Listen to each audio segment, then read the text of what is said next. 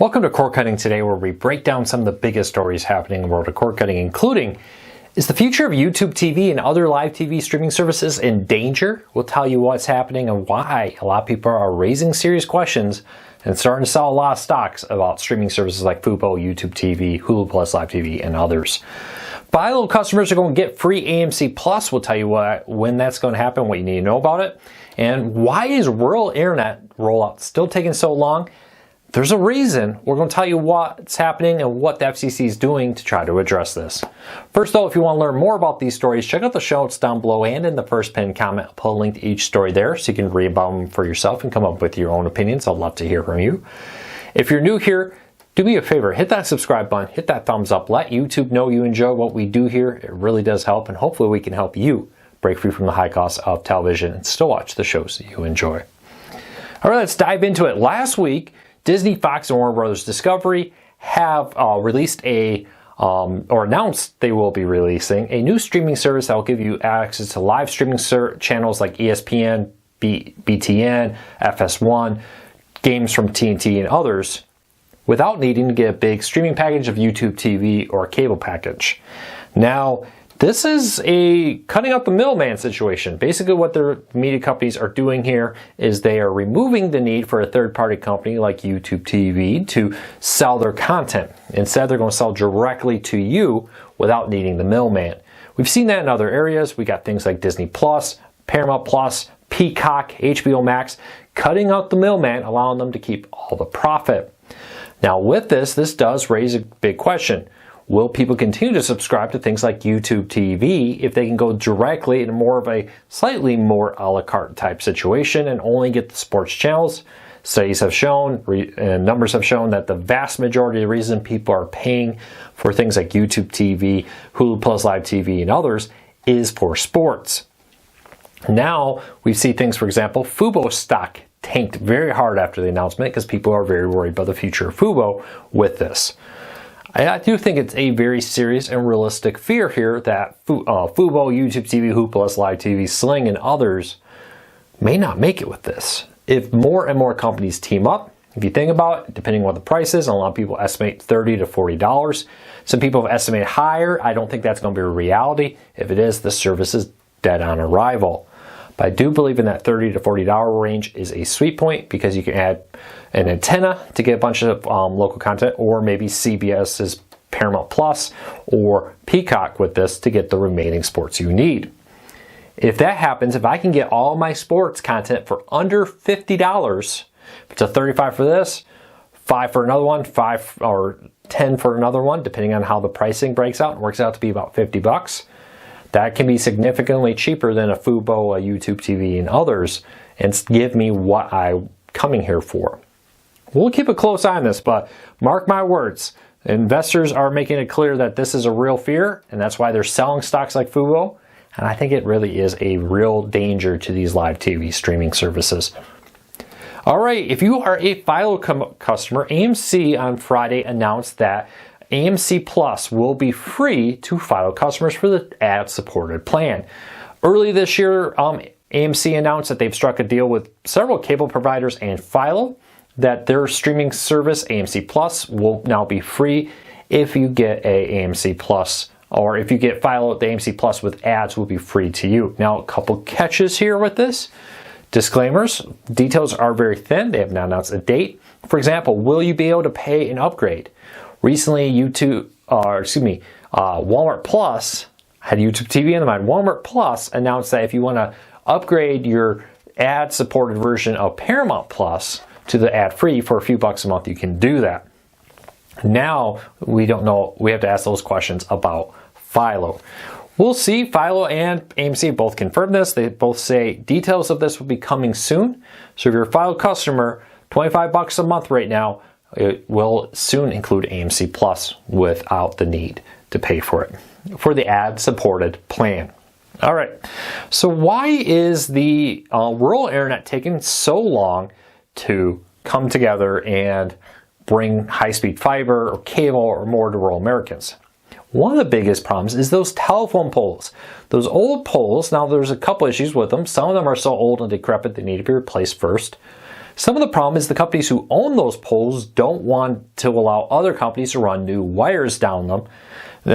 For a while, AT&T was really bad at that. When Google Fiber wanted to come, they pushed back. They wanted all kinds of rules and things. I think it was AT&T. Don't count me on that. But one of the major telecoms really pushed against Google running fiber down their poles.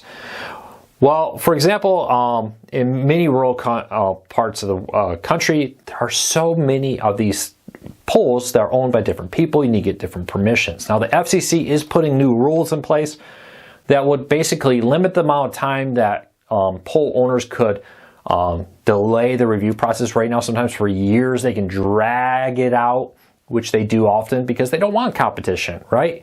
If I'm a DSL provider in a rural area with slow internet and a new company with fiber wants to come, do you think I want them running fiber down my poles to bring my customers better internet? No, I don't want competition, and that's been a big problem. Now, FCC's put limits in there to try to force them to allow this. They also do things like splitting the costs. Another problem is if that pole needs to be replaced, who is responsible for that? We're going to split the cost of that between the different people using the pole and other issues with this. So keep an eye on this. FCC is looking to address this issue. Old poles and who owns the poles that allow utilities to run through there is one of the #1 reasons why internet to rural areas is still not there in some places for fiber or cable. All right, have you recently subscribed to Disney Plus? Now, question to you, did you get the ad-supported or the ad-free version? Turns out 60+% of recent subscribers to Disney Plus are going for the ad-supported plan. Now, I have a few questions about that. For example, a lot of the free Disney Plus plans now are, which come from different bonuses or tiers in advertisements, is for the ad-supported plan. So could that be part of it? But I do think increasingly people are willing to watch ads if the ads are limited in exchange for a significantly cheaper price. Sometimes it can be less than half the price of a full-blown ad-free experience to get the ad-supported plan.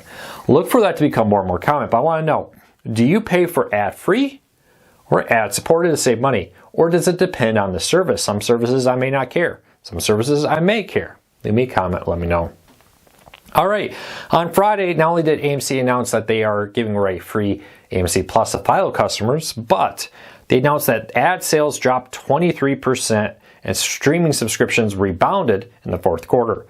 After losing over 500,000 subscribers in the second quarter of 2023 and 100,000 in the third quarter, AMC announced that they added 300,000 subscribers to AMC Plus, Shudder, and the other streaming services they owned in the fourth quarter of 2023.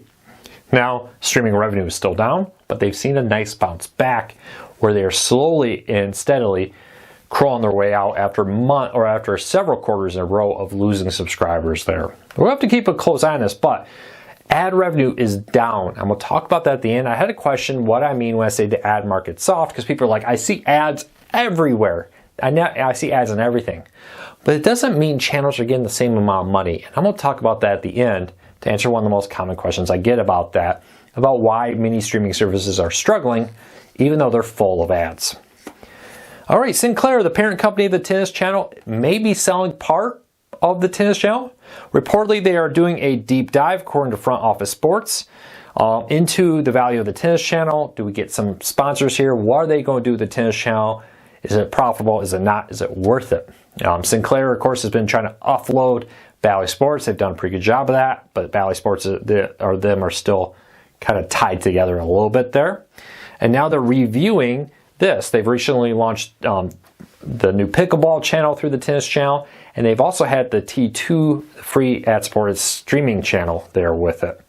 But Sinclair purchased the Tennis Channel for $350 million in 2016. Now they're evaluating. Things are very different in 2024. Do you predict the Tennis Channel will be sold? You think it will stay running? It should still be very popular. Tennis is a very popular channel for many people, and they do a lot there. All right, last up, do you have a data cap? If you have Comcast or others, you very well may, unless you're paying extra. Well, there's a new report out there that says the average data usage now has surpassed 700 gigabytes in 2024, and by 2028, in 4 years, the average data from the average person, not the super users, but the average person should go over a terabyte a month. Problem with that is a lot of people have 1 terabyte data caps, where if you go over that, you can be paying $50 for ever so many gigs, and it can really rack up really quick. This is often been said that data caps are more about making extra money for the internet companies than it is really about managing your network, especially if you have a fiber or traditional cable provider. Some companies have moved their data caps up. Some companies are removing data caps. We talked about that with WOW recently. And others are out there busily looking at different options for it. So let me know, do you have a data cap? Are you worried about going over it and getting fees? When data caps came out, 1 terabyte was way over what the average person used. Increasingly though, it's becoming what many people use every day. All right, let's jump into a question of the day. I get so many questions. I like to try to answer one at the end of each one of these videos. If you have a question for me, leave it in the comments down below. Start out with something like a question for Luke, so I can answer it here. Or if I didn't answer your question, re-ask it, and I'll try to answer it either in the comments or at the end of one of these videos. So what does it mean when I say that there's a soft ad market? What is a soft ad market? A soft ad market means advertisers are not willing to pay as much for advertising. I've seen it on this YouTube channel. I've seen it in other places. Just around the world, every type of ad markets are paying less right now. Now, the reason for that is manifold. Well, the economy being one, a lot of companies have pulled back a little bit on their advertising budgets. There's more places than ever to put advertising. Netflix, Disney Plus, and many streaming services have added ad-supported streaming options which need ads to fill their markets. You still have traditional TV.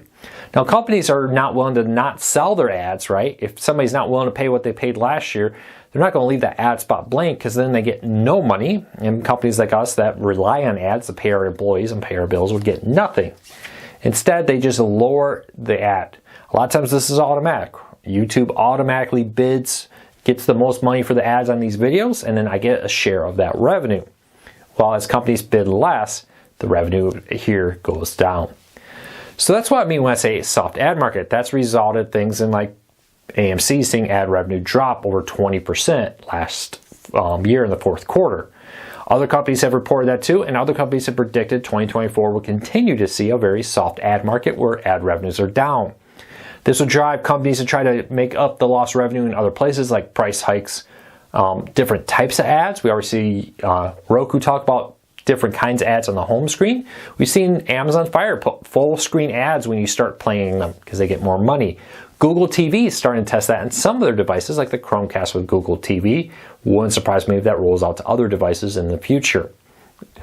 Ads are a way that most companies either supplement their revenue or make all their revenue. And if they're getting less money from it, they're going to look for ways to make that up. Look for that becoming increasingly a big problem going forward in the future. Well, that's it for today. I hope you had a fantastic day. Don't forget to hit that subscribe button. Don't forget to hit that thumbs up. We would appreciate it. We'll be back again with a new video real soon. Take care. Be safe. Thank you so much for your support.